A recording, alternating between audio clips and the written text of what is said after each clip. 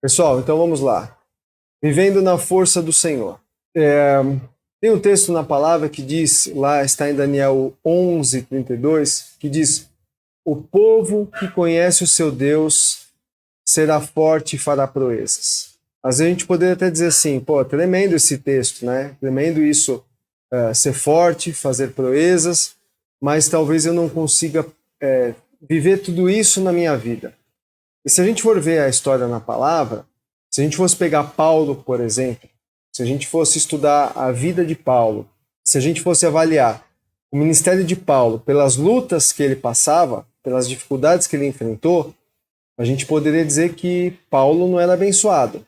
Até porque conta um monte de histórias, até uma eu estava estudando Atos esses dias, e conta que ele foi preso. Então, quando ele subiu para Jerusalém, ele foi preso, e aí vem então um dos governantes, Festo, e Festo mantém ele preso muito tempo, e aí quando vai julgá-lo, manda ele para Cesareia, e quando ele está em Cesareia, o rei lá em Cesareia chama então Festo para saber o que estava acontecendo, porque não tinha motivo para ele ficar preso. Então, não havia acusação nenhuma sobre a vida de Paulo, e Paulo estava preso lá em Cesareia por 2 anos. Tendo sido preso lá em Jerusalém, ele ficou preso por 2 anos. E não havia nenhuma acusação válida contra ele. Então, ele poderia até ser solto, mas em determinado momento, Paulo ele apela ao imperador. Então, o rei Agripa fala assim, ó, não tenho acusação nenhuma contra ele, mas como ele apelou ao imperador, sendo ele um cidadão romano, eu tenho que mandar ele para Roma.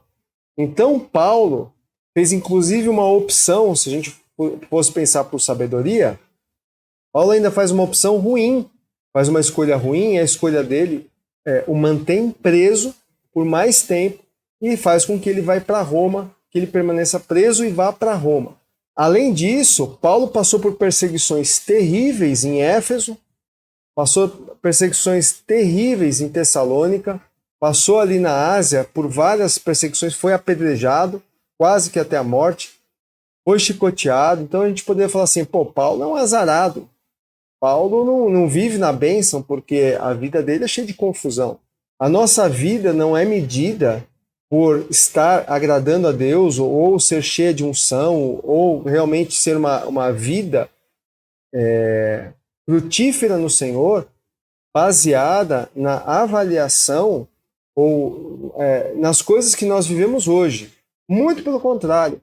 Muitas vezes as lutas e as perseguições, elas podem ser sinal de um aperfeiçoamento que Deus esteja fazendo em nossa vida, prova da nossa fé, ou até mesmo o inimigo se levantando, porque a gente está agradando a Deus.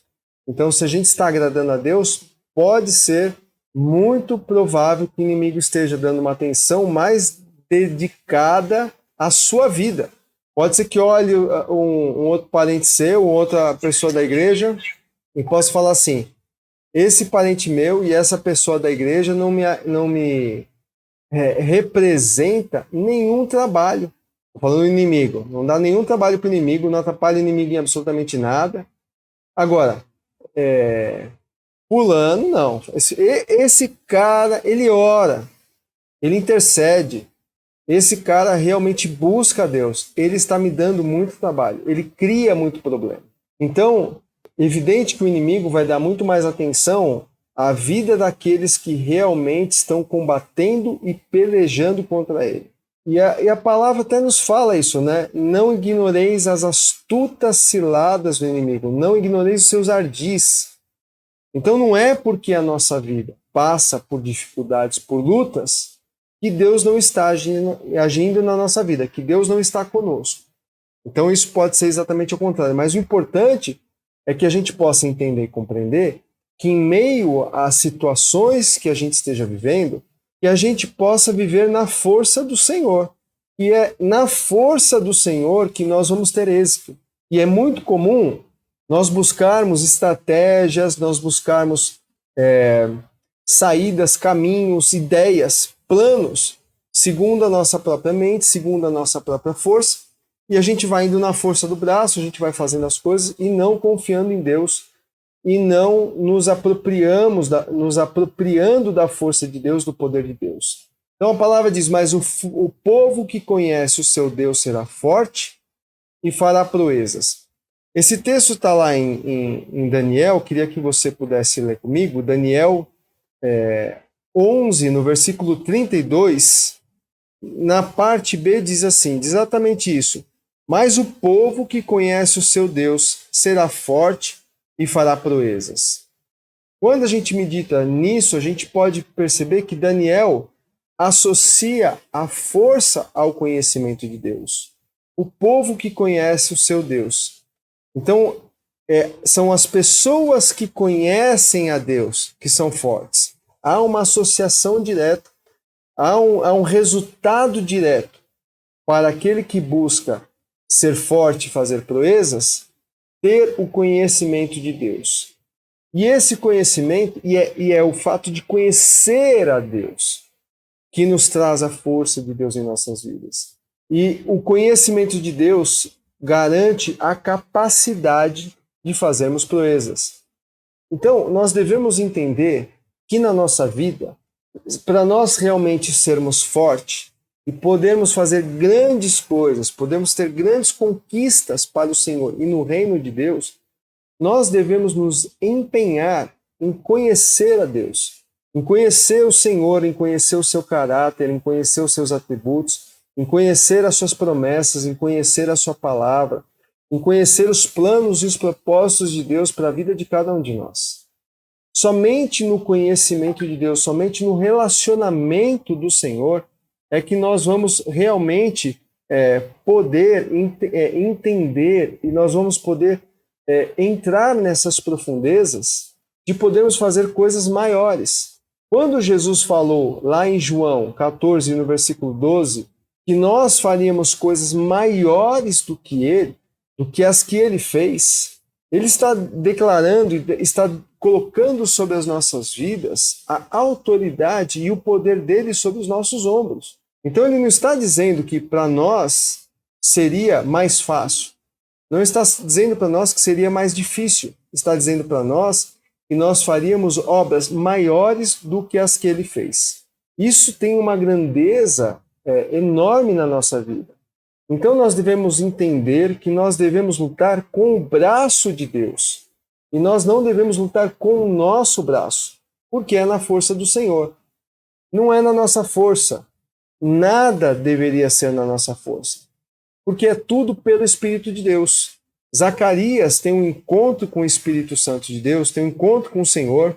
Está em Zacarias 4, a partir do versículo 1. Tornou o anjo que falava comigo e me despertou como a um homem que é despertado do seu sono. E me disse, que vês?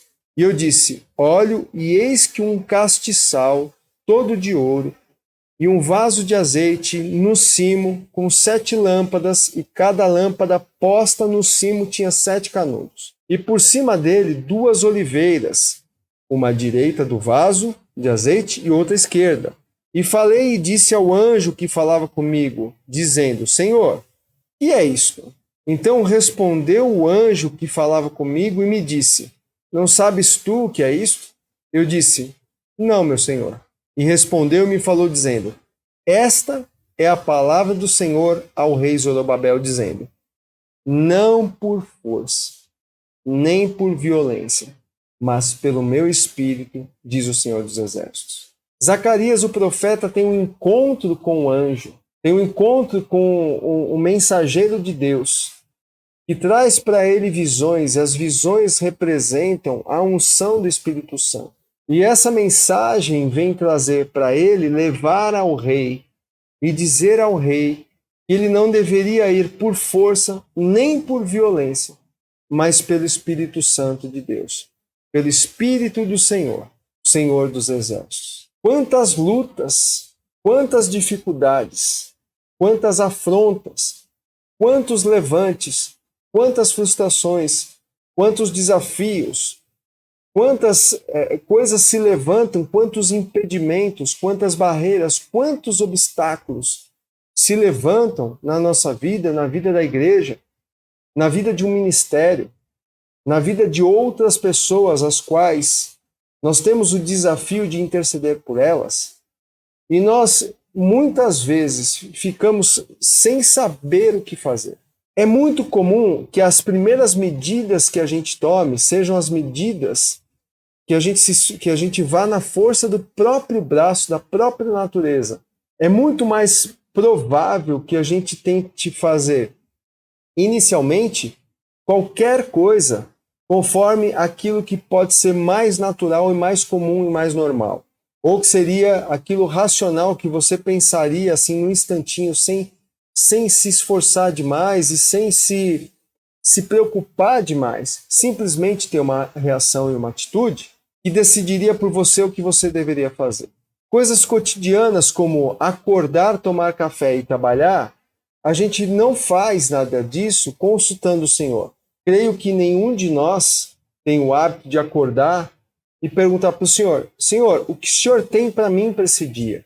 O que o Senhor quer para hoje? Muito menos talvez a gente não se desafie a perguntar: Senhor, o Senhor quer que eu vá trabalhar hoje? O Senhor quer que eu faça alguma coisa diferente? Se nós nos desafiarmos a nos colocarmos mesmo diante de Deus, e se o Senhor falasse não vá trabalhar hoje, a primeira coisa que você pensaria é na quantidade de afazeres e compromissos que você vai ter naquele dia. As tuas responsabilidades para a tua agenda naquele tempo que o Senhor te chama para fazer alguma coisa, e a ansiedade que a gente teria que enfrentar, e a quantidade de problemas, talvez, que a gente iria ter que solucionar decorrente dessas decisões. Se você tivesse agendas marcadas, e você tivesse que desmarcar a sua agenda, e uma agenda complicada, às vezes com outras pessoas, que te esperariam para que você resolvesse problemas delas, e elas estão esperando esses problemas, um médico, uma psicóloga. Muitas vezes, desmarcar um dia de trabalho é um tremendo problema. Mas se nós vivemos na força do Senhor, não tem problema nenhum que não vá ser resolvido. Porque a palavra de Deus diz que é maldito aquele que confia na sua própria humanidade. Aquele que confia na sua própria humanidade atrai para si maldição. Jeremias 17:5 trata desse tema. Lá na palavra está escrito assim: maldito o homem que confia no homem, que faz do seu braço a sua própria força, cujo coração se afasta do Senhor. Em outra versão, que é a que eu trouxe para o nosso estudo, está assim: maldito o homem que confia nos homens, que faz da humanidade mortal a sua força, cujo coração se afasta do Senhor. Quantas vezes nós confiamos mesmo nas coisas que são naturais? Quantas vezes nós confiamos na humanidade? E na humanidade, não estou falando só na nossa humanidade. Eu estou falando, primeiro, confiar em nós mesmos. Quando nós depositamos uma confiança nas outras pessoas. E eu não estou falando que nós não devemos confiar nas pessoas, nem que as pessoas são totalmente não confiáveis. Porque, por exemplo, o marido que casa com a mulher, ele confia na mulher, e a mulher confia no marido. Eles têm confiança um no outro. Não é esse nível de confiança. Nós confiamos em parentes nossos que sabemos que nós podemos confiar. Mas não é dessa confiança que eu estou falando. Estou falando daquela confiança que torna um relacionamento inabalável, em que você deposita a confiança em algo ou em alguém que você deveria depositar em Deus. Uma confiança que é destinada somente e exclusivamente ao Senhor em nossas vidas. Então, muitas vezes, nós colocamos em métodos ou nas coisas a confiança que a gente deveria colocar em Deus. E eu vou te dar um exemplo.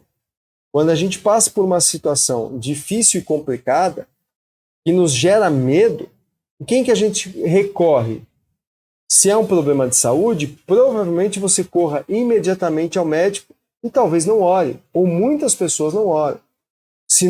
E muitas vezes, irmãos, nós estamos aqui como intercessores, falando para intercessores, e elevando o nível de relacionamento com Deus e elevando o nível de vida com Deus e conhecimento no Senhor, para confiança no Senhor, para elevar o nível das intercessões, para elevar o nível das relações na igreja, para elevar o nível da nossa vida e da nossa influência na igreja e no ministério.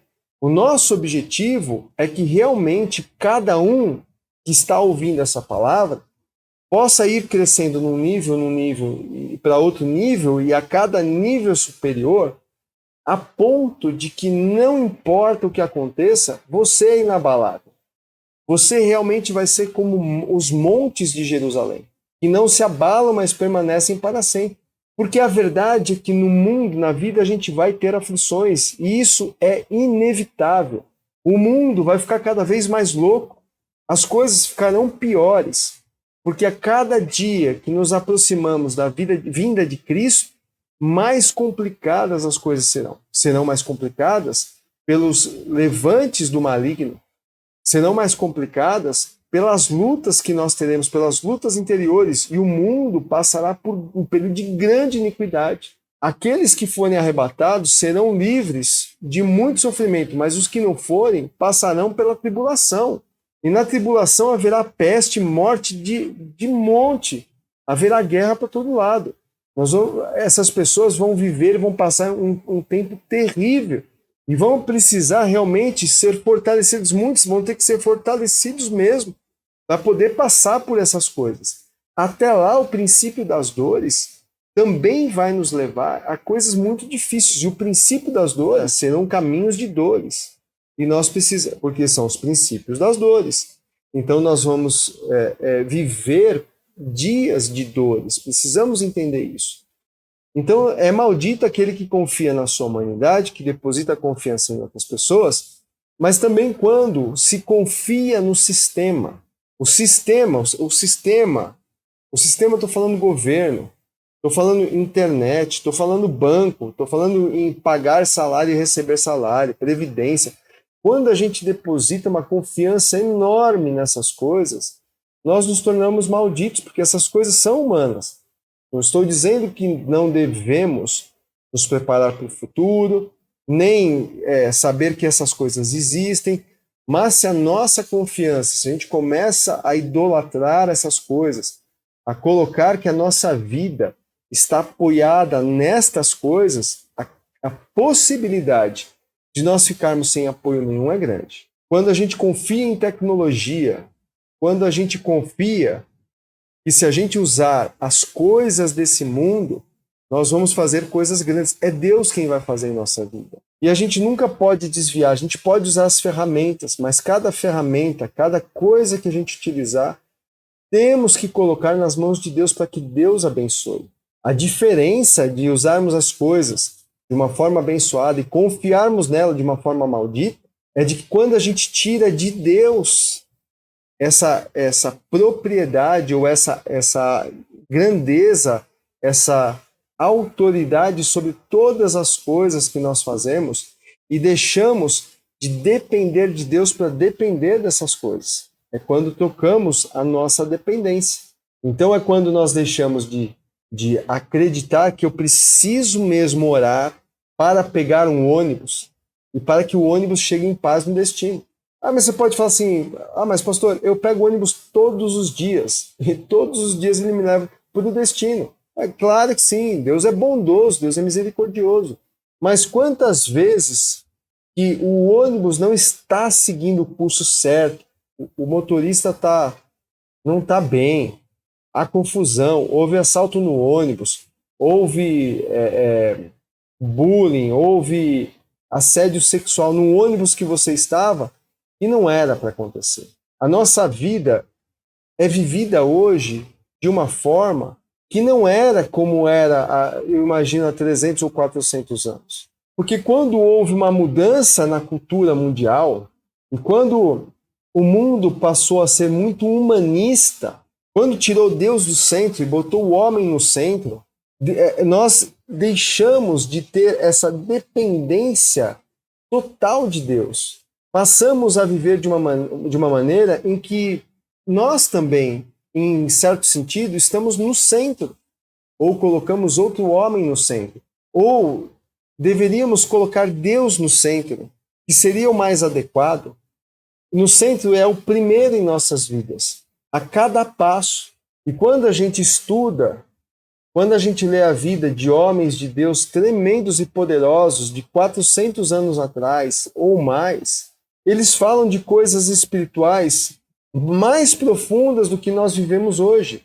Muitos lá atrás, a gente pode até não imaginar, não entender ou não acreditar, mas muitos lá tiveram experiências sobrenaturais com o Espírito Santo, como as que nós temos de serem cheios, arrebatados, em êxtase. Outros a terem as mesmas experiências do batismo com o Espírito Santo que nós, outros caírem no Espírito, isso há 300, 400 anos atrás. A gente acha que o Espírito Santo está trazendo uma novidade para nós hoje, mas isso já existiu em outros momentos. Então, todas as vezes que nós confiamos no dinheiro, nós confiamos nas tecnologias, depositamos a nossa confiança nisso, nós nos tornamos malditos. Nós devemos realmente confiar na força de Deus e andarmos na força de Deus. É por isso que Deus ficou tão chateado e tão frustrado com os espias, com os 10 espias que não confiaram em Deus. Eles eram príncipes, eles eram os principais, os mais importantes das tribos. E daquelas 12 tribos, 10 não confiaram. Somente 2 confiaram. Somente 2 confiaram na promessa, somente 2 confiaram em Deus. Confiaram que Deus falou assim, vocês vão conseguir. Todos os outros confiaram na sua própria força. 2 confiaram na força de Deus. E aqueles que confiaram na sua própria força, confessaram aquilo que eles viam. Eles são gigantes. E nós somos aos nossos olhos e aos olhos deles como gafanhotos. Mas olha que interessante. Eles se viam como os gafanhotos. Mas como eles eram espias, aqueles gigantes não os viram. Então aqueles gigantes não disseram, vocês são para nós como gafanhotos. Eles se viam e já julgaram que aqueles gigantes os viam como gafanhotos.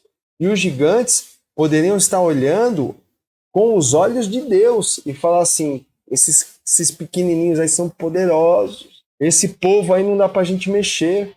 Eram gigantes, mas não era para ter esse medo dos gigantes, porque os olhos deles estavam olhando a sua capacidade, ao invés de olhar a capacidade de Deus. Se Deus falou que você vai fazer algo, ponto final. Se Deus te mandou fazer algo, vá e faça, mas vá e faça já. A não ser que Deus tenha dado um tempo. Vá daqui 15 dias e faça tal coisa. Mas se Deus falou assim, faça tal coisa, é já, não pense. Porque às vezes você fica esperando o tempo oportuno, a não ser que as coisas não vão acontecendo, mas você tem que se mover e as coisas vão se encaixar. Mas há uma confiança que ela é bendita. No próprio texto de Jeremias, um pouquinho abaixo, Jeremias 17, no versículo 7, diz, mas bendito é o homem cuja confiança está no Senhor, cuja confiança nele está. Deixa eu ver em outra versão aqui, Bendito o homem cuja confiança está no Senhor. Bendito o homem que confia no Senhor, cuja esperança é o Senhor. Então, para nós fazermos coisas grandes, para nós fazermos proezas, é necessário que a gente confie no Senhor, que a nossa esperança esteja nele. São nas grandezas dele que nós devemos confiar. E não nas nossas falhas, e não na nossa estrutura pequena. Temos que olhar para Deus, temos que olhar para o alto, temos que colocar os nossos olhos em Deus, temos que confiar no Senhor. Porque olha o que ele diz aqui na sequência, no versículo 8, porque aquele que confia no Senhor é como árvore plantada junto às águas, que estende as suas raízes para o ribeiro, não receia quando vem o calor, mas a sua folha fica verde, e no ano de sequidão não se perturba, nem deixa de dar fruto. O que confia em Deus é bendito. Ele é comparado a uma árvore. Uma árvore é uma árvore enraizada, tem raiz, é forte, mas é uma árvore que ela está enraizada junto a ribeiros de águas. Por que ribeiros de águas? Quando ela está enraizada em ribeiros de águas, ela tem muita água. Então ela tem muito alimento. Então quem confia no Senhor, está enraizado no Senhor, está cheia de oportunidades. Talvez não esteja porque você não confie. Se você não confiar, talvez você não esteja vendo isso. Se você não entender, se você não se aprofunda, talvez você não esteja vendo isso. Não temerá as circunstâncias. O que são as circunstâncias? É o sol que esquenta. Porque qual é o problema para a planta? É o sol. Se ela não tem água, o sol faz com que ela seque, que ela murche. Mas aquele que confia no Senhor não teme o sol, não teme a dificuldade, nem teme o momento de crise, porque ele fala assim, o ano da sequidão não teme o momento de crise, não se perturba, nem deixa de dar fruto. Essa promessa, queridos, essa promessa tem que ser tomada profundamente na vida de todo cristão. Na vida de um intercessor tem que ser tomada. Na vida de um líder, na vida de um pastor tem que ser tomada. E profundamente vivenciada, experienciada pelo poder do Espírito Santo. Tem que ser buscada a revelação e entendimento disso, para que a gente possa crescer e entrar nas grandezas e na profundeza dessa revelação. Há uma diferença entre confiar em si e há uma diferença entre confiar em Deus. E a diferença é que o mundo sempre vai propor as mesmas coisas, sempre vai propor desafios. E o mundo vai propor calor, e o mundo vai propor um ano de sequidão. E pouco importa, porque estando profundamente enraizado e bebendo dos ribeiros de Deus, da palavra do Senhor, não vai faltar na sua vida fruto, não vai faltar oportunidade. A chave, portanto, é crescer no conhecimento de Deus. Essa é a chave para as nossas vidas. Essa é a chave para que nós possamos ter uma vida totalmente transformada, ter uma vida em que a gente tenha certeza que a nossa vida é transformada, a nossa oração é transformada e a nossa intercessão é profundamente transformada. A chave é crescer no conhecimento de Deus. Quanto mais nos desenvolvermos nisso, mais vamos conhecer o caráter e a vontade de Deus. E conhecendo o caráter e a vontade de Deus, vamos saber exatamente o que orar e como orar. E as nossas orações sempre serão respondidas. Mesmo que Deus diga, não vou fazer, eu não concordo com isso, mas haverá uma resposta. Pode ser que a resposta seja, espere, não é tempo. Então você tem que esperar, mas você vai ter resposta. E outro momento pode ser que a resposta seja, sim, eu vou fazer. Espere um pouquinho só, já estou preparando e vou te dar. É certo que tanto na vida, em sua vida, como na minha vida, tem áreas que nós cremos com muita grandeza e muita facilidade. E há áreas que nós não cremos. Há áreas que nós estamos desenvolvendo e crescendo na fé ainda. Nessas áreas que nós já estamos prontos, nós vemos, e é fácil percebermos, os frutos, porque oramos e vemos respostas. Tem coisas que até nós nos surpreendemos com a rapidez. Quando vivemos a vida e intercedemos no culto, e quando nós intercedemos a véspera do culto, antes do culto, quando fazemos a intercessão para o culto, e no culto nós vemos as respostas das nossas orações, e muitas vezes a pregação é inteiramente a nossa intercessão, nós ficamos maravilhados. E eu acho que nem deveríamos, porque se a gente sabe quem a gente é, se a gente sabe a estatura que a gente está, não deveríamos nos surpreender. Deveríamos já saber. Foi isso que aconteceu no sábado, quando na oração veio no meu coração o que estava acontecendo aonde estávamos, e o mover que estava acontecendo ali, e entendendo que aquilo que estava acontecendo não significava, não representava o grupo que estava ali em oração, mas aquele momento representava a igreja e algo que Deus ia fazer na igreja. E Deus estava fazendo profeticamente sobre a intercessão. E tudo aquilo era um ato profético para aquilo que o Senhor faria no dia seguinte. Então, entendendo isso, profetizei.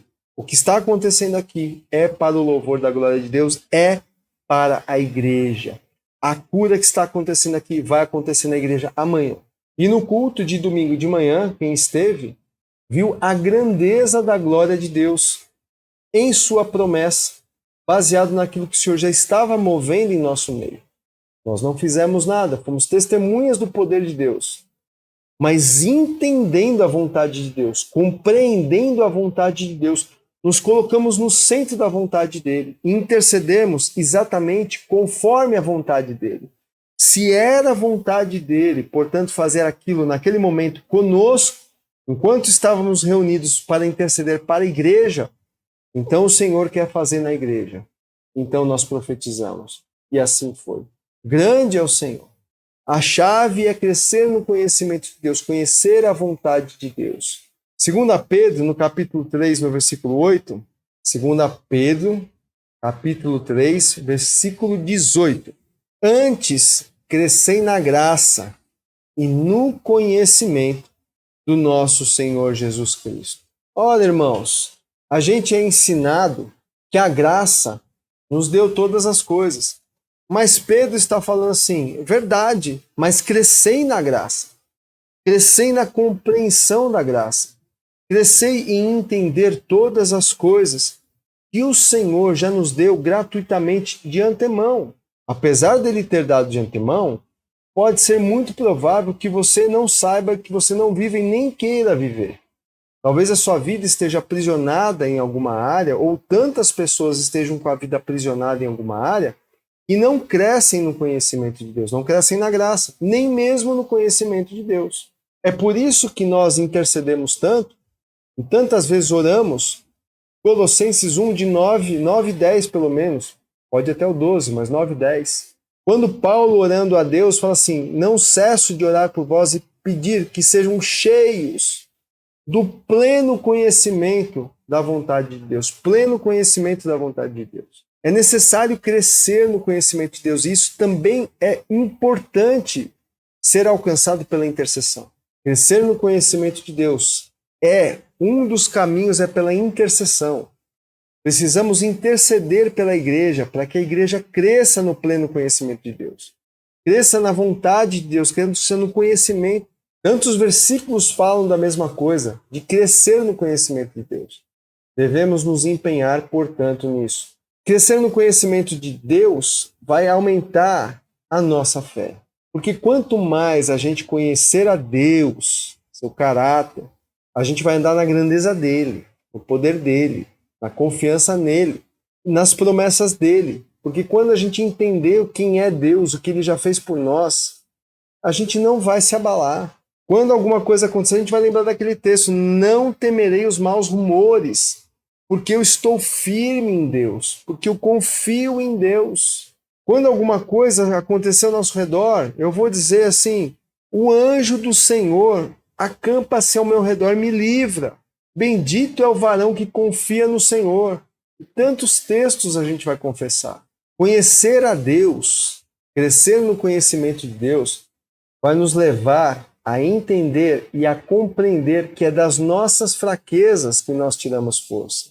Não é somente não é somente em Deus, também é da nossa fraqueza. 2 Coríntios 12, no versículo 10, vamos abrir lá, abre sua Bíblia, 2 Coríntios, capítulo 12, versículo 10. Pelo que sinto prazer nas fraquezas, nas injúrias, nas necessidades, nas perseguições, nas angústias, por amor de Cristo, porque quando eu sou fraco, então eu sou forte. E isso é tremendo, e isso nos revela uma parte do conhecimento de Deus, de que Cristo é força aonde nós somos fracos. Então não importa a tua área fraca, aí que vem o confiar em Deus e colocar nas mãos de Deus exatamente a tua fraqueza. E isso é dependência, é humildade e é submissão. Quando você sabe, Deus, eu não posso isso. Mas não é só dizer eu não posso isso. É dizer eu não posso na minha força. Mas, por um outro lado, é entender que aí em Cristo você é forte. e que, portanto, a força que você não tem em você, você tem em Cristo. Portanto, aquilo que você não pode em você, você pode em Cristo. Portanto, você pode ser ousado. Portanto, você pode fazer umas loucuras. E fazemos. E muitas vezes nós fazemos. Nas áreas que nós conseguimos crer nessas coisas, dessa maneira. Não na que a gente não consegue crer. Quando você coloca a tua vida em Deus e tem áreas que você decide fazer, eu vou fazer. Eu vou fazer. E não importa o que ser, se é fácil, se é difícil, mas algo diz para você que você vai fazer. E é maluco, e é difícil, mas você coloca, eu vou fazer. E você vai, e as coisas acontecem. Tal qual o testemunho que ouvimos do Geraldo, que tendo um câncer no joelho, e o médico falando assim que vai operar e vai não sei o que, você nunca mais vai poder fazer nada. E aí ele falou assim, não, eu não vou aceitar isso não. E rebocou a casa inteira, contou para nós. Rebocou a casa inteira, carregando lata de cimento, de massa de reboco. Rebocou a casa inteira, sentindo uma dor, mas disse, depois passou toda a dor e foi curado por Deus. Porque ele sabia que ele não podia, não era a força dele, não é o que o médico falou. Se ele confiasse no homem, não andaria nunca mais. Se ele confiasse na força dele, não andaria nunca mais.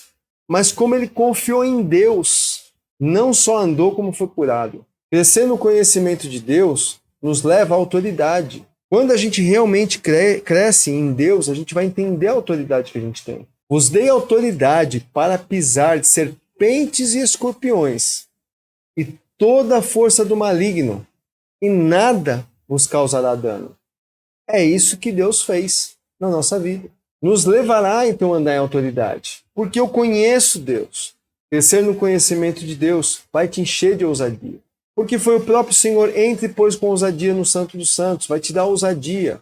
Paulo pedia, orem em meu favor, para que me seja dada mais ousadia, para não abrir da minha boca a falar a palavra da verdade. E é tão poderoso isso, e eu queria ler Ezequiel, no capítulo 3, versículos 4 a 9, porque essa ousadia vai te dar a lucidez da obra de Deus sobre a sua vida, vai te dar a lucidez da proteção de Deus sobre a tua vida, vai te dar a lucidez de que você está realmente guardado em Deus e guardado com Cristo, e vai te dar esse entendimento e, portanto, você vai fazer o que Deus te mandar. E você vai aonde Deus te mandar, seja lá o que for. E quando você for em nome de Deus, você vai também mais ousadamente. Ezequiel 3, versículo 4, disse-me ainda, Deus, filho do homem, vai, entra na casa de Israel e dize-lhes as minhas palavras, porque tu não és enviado a um povo de estranho falar, nem de língua difícil, mas a casa de Israel, nem a muitos povos de estranho falar e de língua difícil, cujas palavras não possas entender. Se eu aos tais te enviasse, certamente te dariam ouvidos. Ó, tá falando, se fosse para outros povos, eles iam te ouvir. Mas a casa de Israel não te dará ouvidos, porque não me quer dar ouvidos a mim, pois toda a casa de Israel é de fronte obstinada e dura de coração. Eis e fiz duro o teu rosto contra o rosto deles, e dura a tua fronte contra a sua fronte. Fiz a tua fronte como diamante, mais dura do que a pederneira. Não os temas, nem te assustes com o seu rosto, porque são casa rebelde. E Deus estava falando, você vai lá profetizar para Israel. Eles não vão te dar ouvidos porque eles são rebeldes e são coração duro. Mas você vai falar, eles têm cara feia. Você vai falar, eles vão falar cara feia. Você vai falar, eles vão fazer cara feia. Mas você vai ser cara mais feia ainda. Você vai ter um semblante tão sério, tão duro e tão pesado, que não importa o que você vê da cara deles. Não os temas. Não te assustes. Fica firme. Muitas vezes, se o Senhor nos desafiar a profetizar na vida de alguém, ou na vida de alguém grande, de alguém mal encarado, mal encarado, se a gente for profetizar para alguém mal encarado, a gente provavelmente, e se for na rua, se está andando na rua, vê um cara muito esquisito do outro lado, Deus fala assim, vai lá, vai profetizar naquela vida, vai falar qualquer coisa que seja. Quantas vezes a gente não ficaria com medo ou assustado, assombrado com a cara do outro? Deus fala, não, vai lá, vai lá, vai lá, não te assuste nem te espantes, vai lá. Foi o que Deus falou para Josué, não se atemorize, crê somente, confie em Deus, não se atemorize, somente confie em Deus. Eu gosto desse texto em Jeremias, que nós vamos ler agora, falou bastante ao meu coração, já estamos terminando. Jeremias 15, no versículo 20, Jeremias passa pela mesma coisa. No momento em que ele vai enfrentar um povo, no momento em que ele é levantado para trazer uma palavra séria de conserto, o povo se levantou contra ele muitas vezes, nem deu ouvidos a ele muitas vezes. Mas Deus falou para ele, Jeremias 15, versículo 20, eu farei de você uma muralha de bronze fortificada diante desse povo. Lutarão contra você, mas não o vencerão, pois estou com você para resgatá-lo e para salvá-lo, declara o Senhor. Eu o livrarei das mãos dos ímpios e o resgatarei das garras dos violentos. Nós não devemos ter medo de nada nem de ninguém, indo na força do Senhor, intercedendo na força do Senhor. Se o Senhor nos colocar, quando o Senhor nos coloca numa intercessão de batalha ou de guerra, quando o Senhor nos coloca na peleja em favor de alguém, nós não devemos temer absolutamente nada. Devemos ser sábios, devemos ser prudentes, de cobrir as nossas vidas e cobrir a todas as pessoas que nós conhecemos e o que temos. Mas não temos que ter medo, não devemos temer em hipótese alguma. Temos que confiar no Senhor, porque muitas vezes o Senhor está fazendo de você essa muralha de bronze fortificada. E o Senhor está fazendo de você esse rosto como de diamante, um rosto duro, porque o diamante é duro, não está falando brilhante, falando um rosto duro, um rosto de autoridade, um rosto de responsabilidade, um rosto de respeito, um rosto que cobra, um rosto que aponta, um rosto que acusa, um rosto que é igual à autoridade de Deus sobre a situação. E quando o Senhor nos levanta nessa autoridade para orarmos, intercedermos e repreendermos, ninguém vai se levantar contra nós. Qualquer um que se levantar, pode se levantar, mas não vai prevalecer. Lutarão contra você, mas não vencerão. Pois estou com você para resgatá-lo e salvá-lo. Lutarão, mas não vão pelejar. Estávamos intercedendo esses dias, no carnaval, e lá no centro de oração, senti cheiro de vela. Um pouco antes havia sido sentido o cheiro de vela. Eu, inclusive, vi a vela e sabia que eram sacrifícios e feitiçarias sendo invocadas contra nós. E aqueles dias foram realmente pesados. Passou cerca de quase um mês. E o Senhor nos dá uma estratégia. Ore contra fulano e contra fulano, mas não para destruir, para salvar. Eu vou confundir o arraial do inimigo. Deus vai confundir o arraial do inimigo quando o Senhor faz algo que o inimigo não está esperando. Quando o Senhor nos levanta em autoridade e fala assim, vão, orem e intercedam, porque eu vou salvar exatamente aquele que se levanta contra você. Vou salvar aquele feiticeiro, vou salvar aquele pai de santo. Cabe a nós confiarmos. 6 passos para viver na força de Deus. Primeiro, cresça no conhecimento de Deus. Se empenhe para crescer no conhecimento de Deus. Conhecimento pela palavra, conhecimento pela oração, mas eu estou falando aquela oração que te leva ao relacionamento. Nas nossas orações há momento de intercessão, há momento de clamor, há momento de adoração, mas há um momento de relacionamento para crescermos no conhecimento de Deus. Cresça no conhecimento de Deus pela palavra, pela oração, pelos jejuns, pela meditação. 2. Desenvolva a intimidade para que você possa viver na força de Deus. Desenvolva a intimidade, porque é só na intimidade que a gente sabe exatamente aquilo que a pessoa com quem a gente se relaciona quer intimamente, está pronta para nos fazer. Quando nós nos relacionamos em família, nós sabemos dos irmãos ou dos pais que nós realmente podemos confiar. E se nós passarmos qualquer aperto que seja, basta dar uma ligação e aqueles que têm intimidade com a gente, que são íntimos por causa de laço familiar, vão vir em nossa defesa. Terceiro ponto, para viver na força de Deus, confie na força do Espírito Santo. Não é por força nem por violência, mas é pelo Espírito Santo. Confie na força do Espírito Santo. Se aproprie, se encha do Espírito Santo. Seja cheio do Espírito Santo para que você realmente possa andar na força do Senhor e na força do seu poder. E tudo que você for fazer, confie na direção do Espírito Santo, que Ele te guia, que Ele te direciona, Ele te consola. Ele te fará lembrar todas as coisas. Quarto ponto, para viver na força de Deus. Não confie em si mesmo. Não confie em você. Mesmo que você saiba que você pode fazer, mesmo que você tenha todas as habilidades, coloque diante de Deus. Apresente ao Senhor os seus planos, os seus projetos. E Deus estabelecerá o que tem que ser estabelecido. Essa é uma área que nós falhamos muitas vezes. Porque há coisas que são fáceis, coisas que nós estamos acostumados a fazer.